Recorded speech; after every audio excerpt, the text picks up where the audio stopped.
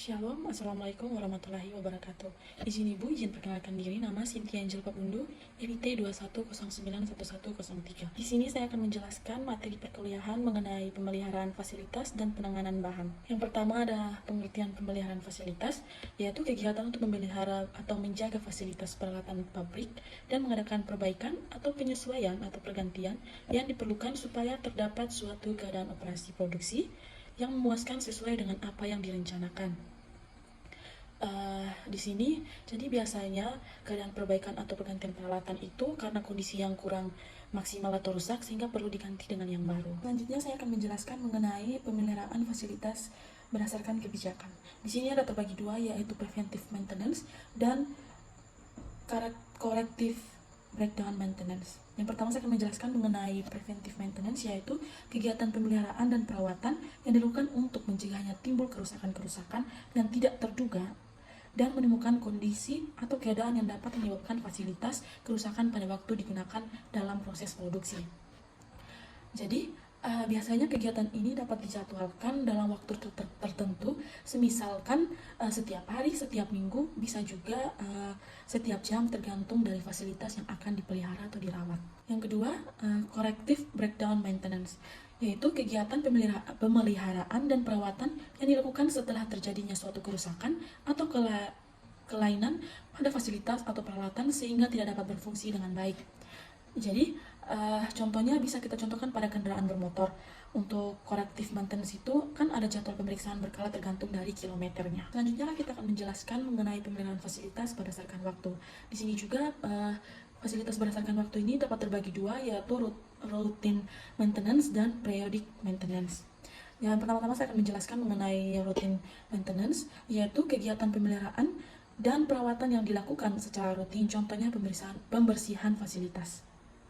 Di mana rutin itu contohnya kita ambil satu contoh di sebuah kelas, setiap hari kita akan setiap hari akan dibersihkan kursi-kursi yang akan ditata kembali dan cek misalnya papan tulis sudah siap digunakan atau belum. Kita akan masuk ke dalam fasilitas fisik yang perlu ditata, yaitu yang di sini terbagi 5. Yang pertama itu bangunan atau gedung, pencahayaan, penyesuaian iklim, ventilasi, dan fasilitas pekerjaan.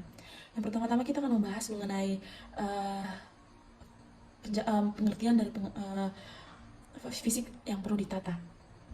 Selanjutnya akan kita menjelaskan mengenai fasilitas fisik yang perlu ditata.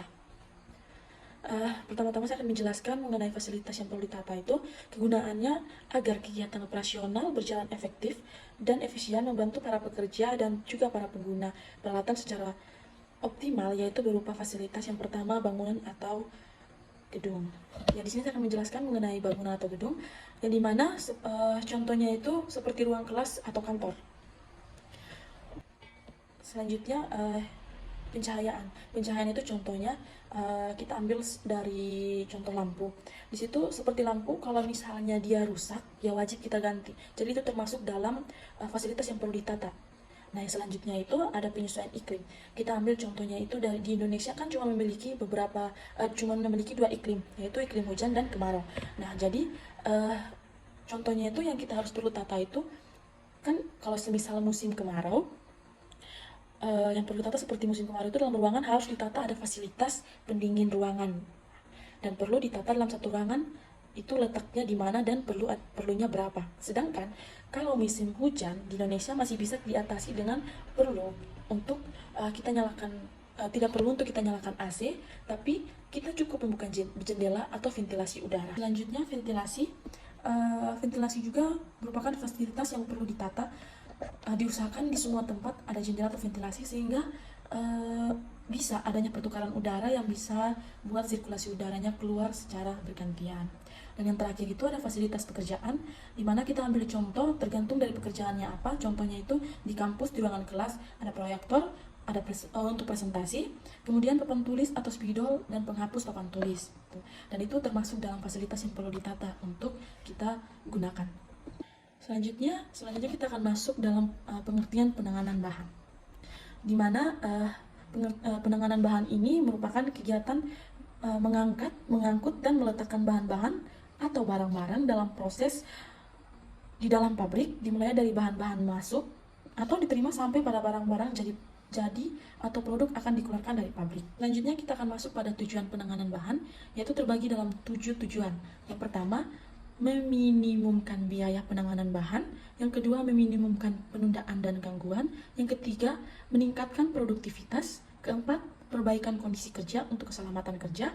Kelima, memaksimumkan pemanfaatan peralatan penanganan bahan. Yang keenam, mencegah kerusakan bahan.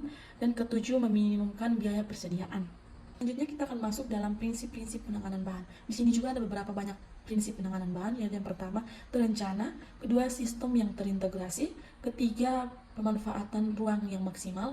Keempat, peningkatan kuantitas, ukuran, dan berat bahan. Kelima, pemanfaatan gravitasi. Keenam, mengoptimalkan aliran bahan. Ketujuh, penyederhanaan proses. Kedelapan, memerhatikan keamanan. Kesembilan, mekanisasi. Yang kesepuluh, sesuai standar. Kesebelas, fleksibilitas. Yang ke-12, pemilihan peralatan yang sesuai. Ke-13 itu perhitungan dead weight. Ke-14, peralatan selalu bergerak. Yang ke-15, mengurangi waktu menganggur. Ke-16, merencanakan pemeliharaan. 17, menggantikan peralatan yang usang. Ke-18, mencapai kapasitas. Ke-19, meningkatkan pengendalian. Yang ke-20, efisiensi biaya kerja. Terakhir, kita akan masuk dalam peralatan penanganan bahan.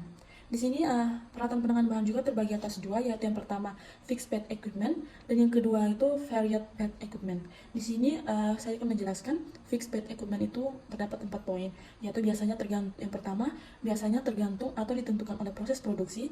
Poin keduanya itu sifatnya tidak fleksibel, digunakan untuk tujuan tertentu. Poinnya yang ketiga biasanya menggunakan tenaga listrik, dan yang keempat itu contohnya bahan berjalan, derek, dan lift.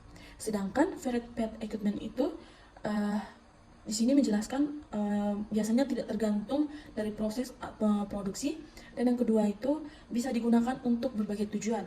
Dan ketiga itu biasanya menggunakan tenaga manusia atau mesin, dan contohnya itu berbagai truk, fork truck atau forklift, atau kereta dorong. Sekian pembuatan video penjelasan materi mengenai pemilihan fasilitas dan penanganan bahan. Sekian dan terima kasih. Mohon maaf bila ada kekurangan dan kesalahan. Shalom.